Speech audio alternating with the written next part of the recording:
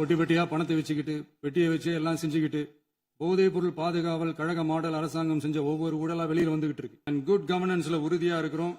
இப்ப மட்டும் இல்ல, எப்பவுமே இப்படிதான் இருப்போம். இதுல 100% இது உண்மைன்றதுனாலதான் பாரம்பரியமான தினத்தந்தி பத்திரிகை ஊழலின் ஊற்றுக்கண் அடைக்கப்படுகிறதுன்னு 16/6/2026 அன்னைக்கு ஒரு தலையங்கமே எழுதியிருக்கு. ஒரு தவறு செய்தால் அது தெரிந்து செய்தால் அவன் தேவன் என்றாலும் விடமாட்டேன் என்று எம்ஜிஆர் அன்று பாடினார். அதை இன்று விஜய் செயலில் காட்டுகிறார்னு அந்த எடிட்டோரியல்ல எழுதியிருக்கு. இந்த நேரத்தில் தினத்தந்திக்கு நம்மளோட நன்றியை தெரிவிச்சுக்கிறோம். அரசியலுக்கு வந்து 2 வருஷம் தான் ஆகுது. உங்களுக்கு என்ன தெரியும், உங்களால என்ன முடியும்னு கேலியா கேட்டவங்களுக்கு தினத்தந்தியோட பதிலை இப்போதைக்கு போதும்னு நினைக்கிறேன். என்னென்னமோ செய்வான்னு சொல்றானே இந்த விஜய், பல வருஷமா இருக்கிற ஒரு பதவி வெறி பிடிச்ச அரசியலை உடைச்சி எப்படி செய்வான்னு நம்ம மக்களை யோசிச்சிருவாங்க. இதோ இப்போ நம்ம மக்களுக்கு புரிஞ்சிருக்கும். இப்பவும் சொல்றது வெறும் ஆரம்பம் தாங்க. இந்த மாபெரும் சபையிலிருந்து கேட்கிற மக்களே, நமக்கு கொஞ்சம் அவகாசம் கொடுங்க. இதுக்கு முன்னாடி, அதாவது 2017 கடைசியில இருந்து 2026 ஏப்ரல் வரைக்கும் இருந்த புண்ணியவான்கள் ஆட்சியில ஒவ்வொரு டிபார்ட்மெண்ட்லயும் போட்ட ஏராளமான ஓட்டைகளை அடைச்சிக்கிட்டே படிப்படியா மக்களுக்கு நல்லதையும் செஞ்சுக்கிட்டே வருவோம். அதனாலதான் நமக்கு எதிரா யாரோ சேரவே மாட்டாங்கன்னு நினைச்சவங்க எல்லாம் ஒன்னா சேர்றாங்க. நம்ம ஆட்சிக்கு டேட்டு குறிக்கிறாங்க.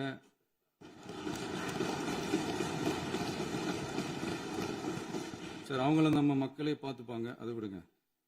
நாம ஆட்சிக்கு வந்து சரியா 40 நாள் ஆகுது. அதுக்குள்ள என்ன செஞ்சீங்கன்னு கேக்குறாங்க. ஒரு லிஸ்ட் ஒன்னு சொல்றேன் கேளுங்க.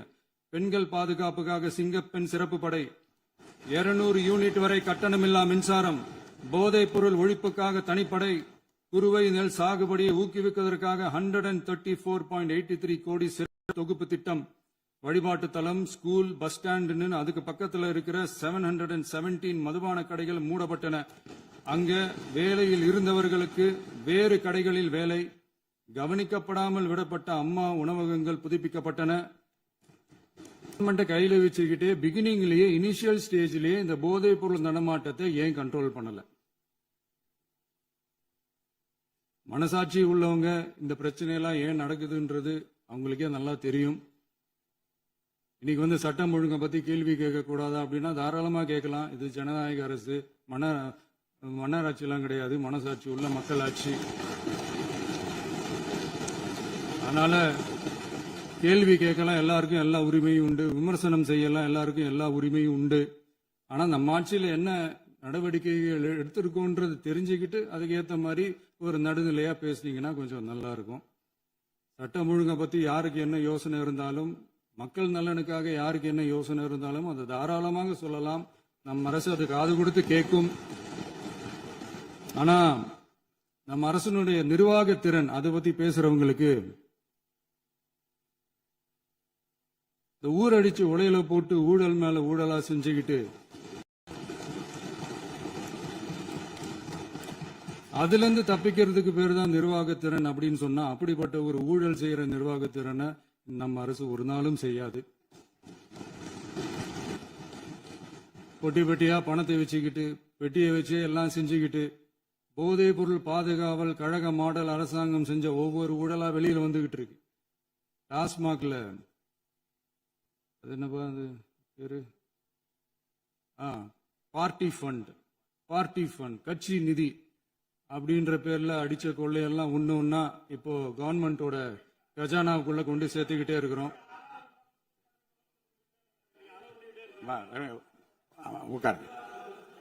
மாண்புமிகு முதல்வர்கள் பதில் உரைக்கு பிறகு முதல்வர் பதிலுக்கு பிறகு நேரம் தரேன். அப்ப பேசட்டும், அவங்க பேசட்டும், அவங்கள பேச அனுமதி. உட்காருங்க.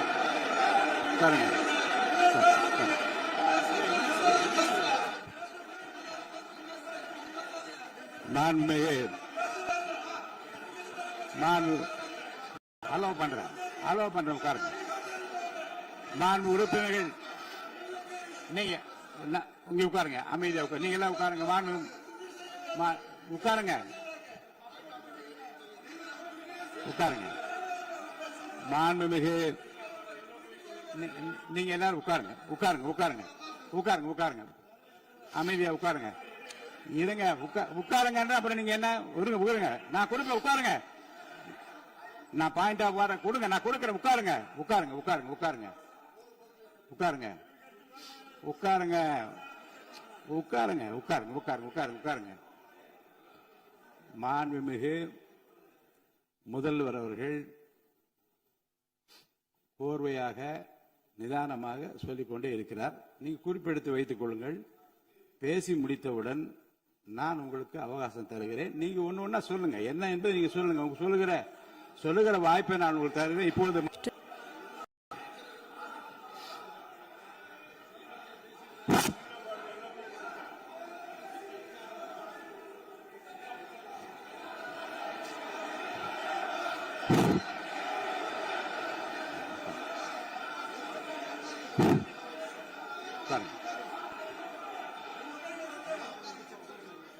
நான் எழுந்த பிறகு உட்கார்றதுதான் முறை. உட்காருங்க, எல்லாரும் உட்காருங்க. தேசிய உட்கார். நான் அலோவ் பண்றேன். உட்காருங்க, அமைதியா உட்காருங்க. நான் அலோவ் பண்றேன். அமைதியா உட்காருங்க. உட்காருங்க. அங்க இருந்து குரல் கொடுக்காதீங்க. உட்காருங்க.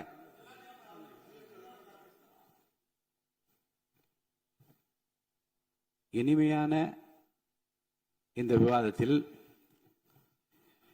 இதுவரை குறுக்கீடுகள் இல்லாமல்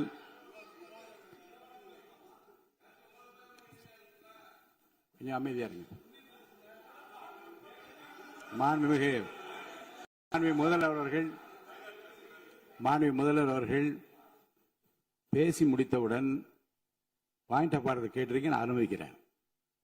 எதிர்க்கட்சி தலைவருக்கு மட்டும் நான் அனுமதி தருகிறேன். அவர் எழுந்து பேசலாம். முதலமைச்சர் நீங்க கண்டினியூ பண்ணி முடிக்கலாம். நீ எல்லாரும் எழுந்துச்சீங்கன்னா சரி வராது. உட்காருங்க. நான் சொல்லியிருக்கேன். உட்காருங்க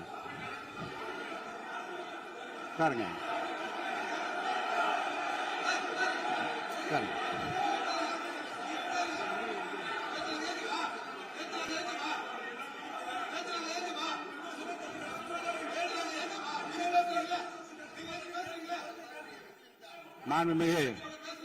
மாண்பு உறுப்பினர் அமைதி காக்க வேண்டும். நேற்று எதிர்க்கட்சி தலைவர் பேசுகிற போதும் அவர் பேசுகிற எல்லாவற்றுக்கும் நான் அனுமதி அளித்தேன். அதுல பாயிண்ட் ஆஃப் கேளுங்க. அந்த விவாதத்தில் கேளுங்க. இப்போதும் மாண்புமிகு முதலமைச்சர் அவர் பேசி முடித்த பிறகு நான் உங்களுக்கு அதுக்குரிய அவகாசத்தை தருகிறேன். நீங்க கேள்வி கேளுங்க. கேட்கிற உரிமையும் விளக்கத்தை பெற்றுக்கொள்ள உரிமை உங்களுக்கு இருக்கிறது. அதற்கு அவகாசத்தை நான் தருகிறேன்.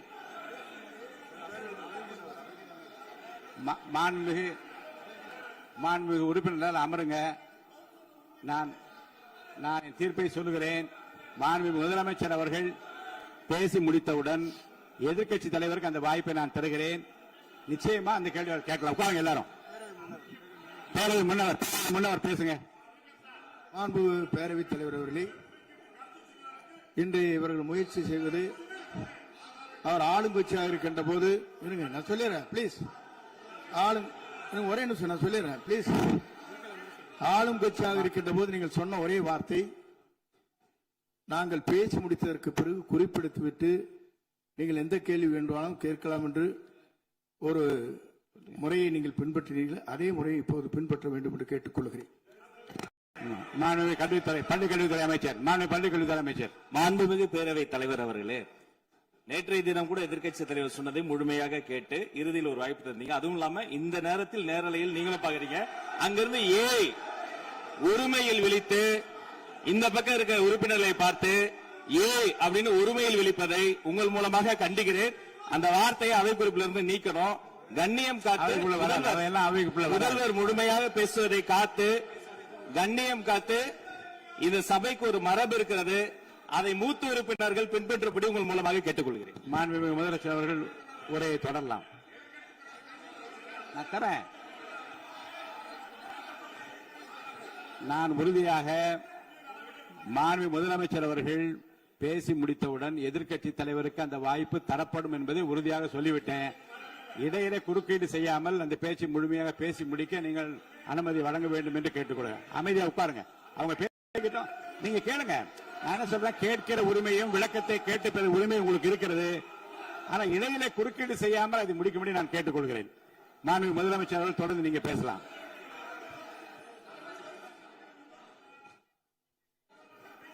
எதிர்க்கட்சி தலைவர் அவர்கள் எதிர்க்கட்சி தலைவர் அவர்கள் உங்கள் கட்சியினுடைய உறுப்பினரை அமைதிப்படுத்த வேண்டும் என்று நான் கேட்டுக் கொள்கிறேன்.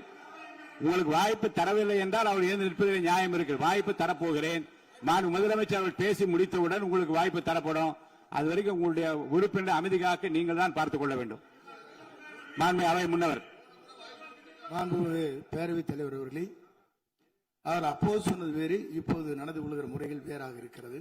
மாண்புமிகு அமைச்சர் அன்றைக்கு அவர் சொல்லுகிற போது அமைச்சர் அத்தனை பேரும் பேசி முடித்ததற்கு பிறகு உங்களுடைய கருத்துக்கள் ஏதாவது நீங்க உட்காரலாம். தெரிவிக்கலாம். நீங்க உட்காரலாம். இப்போது பின்பற்றினால் நன்றாக இருக்கும். நீங்கள் அதற்காகத்தான் சொன்னீர்கள். முதலமைச்சர் பேசிய பிறகு எதிர்க்கட்சி தலைவர் அவர்கள் பேசுவதற்கு வாய்ப்பளிக்கிறோம் என்று சொல்லியிருக்கிறார்கள். ஆகவேதான் அந்த வாய்ப்பை நீங்கள் இல்ல அது பதில் சொல்லணும்னு கேட்டிருக்காங்க. பதில் சொல்லணும் சொல்லியிருக்காங்க. பதில் சொல்லினா தாங்க பிரச்சனை. இல்ல அப்படி இல்ல. ஆகவே இல்ல நேற்றைய தினம் நீங்கள் அப்படி பேசிக் கொண்டது ஆறாவது இல்ல. நேற்றைய தினம் நீங்கள் பேசுகிற போது ஆறாவது குறுக்கிட்டார்களா? நீங்கள் பேசுகிற போது யாருமே குறுக்கிடவில்லை. நீங்க எவ்வளவு பேசினீர்கள், எவ்வளவு வார்த்தைகள் பேசினீர்கள் என்பதெல்லாம் எங்களுக்கு தெரியும். யாருமே அதில் குறுக்கிடவில்லை. இது முதலமைச்சர், எங்கள் முதலமைச்சர் எதிர்க்கட்சி தலைவர் பேசுகிற போது யாரும் குறுக்கிட வேண்டாம் என்று சொன்னார்கள். அதை நாங்கள் பின்பற்றினோம். ஆனால் இன்றைக்கு நீங்கள் பின்பற்றவில்லை என்பதால் வேதனையாக இருக்கிறார். முன்னவர் நேற்று எதிர்க்கட்சி தலைவர் பேசுகிற போது அடுக்கடுக்காக குற்றச்சாட்டுல வைத்தார். இப்போ அதற்குரிய மாண்புமிகு பொதுப்பணித்துறை அமைச்சர்களும் காலையில் அலுவலகம் சந்தித்து அவர்கள் சாட்டிய அந்த குற்றச்சாட்டுகளுக்கெல்லாம் ஆதாரங்களை தான் நான் கொண்டு வந்திருக்கிறேன் என்று சொன்னேன். நான் நேற்று அந்த விஷயம் நேற்றோடு முடிந்து விட்டது. ஆதாரங்களை கொடுங்கள். தக்க நேரத்தில் இதை பற்றி சொல்ல வேண்டி நேர்ந்தால் நான் இதெல்லாம் ஆய்வு செய்து உரிய நேரத்தில் அவை குறிப்பிட்டு ஏற்றுவதற்கு முன்பாக அவரிடம் காட்டி அதற்கு பிறகு அதை பற்றி முடிவெடுக்கும் என்று நான் சொன்னேன். இப்போதும் சொல்லுகிறேன், முதலமைச்சர் அவர்கள் பேசிக் கொண்டிருக்கிறார். பேசி முடிக்கட்டும். எதிர்க்கட்சி தலைவருக்கு உறுதியாக நான் வாய்ப்பு தருவேன். அவர் கேள்விகளை முன்வைக்கலாம், விளக்கங்களை பெறலாம். இப்போதைக்கு பேரவைத் தலைவர் என்ற முறையில் என்னுடைய முடிவு இதுதான். அவையில் இருக்கக்கூடிய உறுப்பினர்கள் அமரும்படி நான் கேட்டுக்கொள்கிறேன். நான் முதலமைச்சர் அவர்கள் பேச வேண்டிய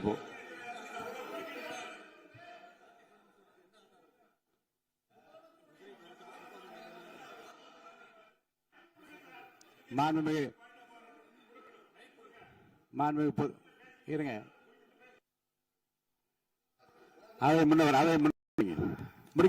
பேரவைத் தலைவர் அவர்களே, நேற்றைய தினம் நீங்கள் முழுமையாக பேசினீர்கள். உங்கள் பேச்சுக்கள் எப்படி இருந்தது என்பதும் நாடறியும். இருந்தாலும் கூட நாங்கள் அமைதியாக இருந்தோம். இல்ல நீங்க இருங்க. ஒவ்வொரு வார்த்தைக்கு இருங்க. நீங்க மின்வெட்டையில நீங்க சொன்னீங்க. உங்களுடைய முன்னாள் அமைச்சர் ஆற்காடு வீராசாமி இருக்கிற போது மின்வெட்டால் தான் நாங்கள் ஆட்சியை மாறுகிறது என்றெல்லாம் சொன்ன கதையெல்லாம் இருக்கு. அதெல்லாம் சொன்னோம்னாங்க. நாங்களே அமைதியா இருந்தோம். அதுக்கு அங்கே தயவு செய்து எதிர்க்கட்சி தலைவருக்கு வாய்ப்பளிக்கிறார்கள்.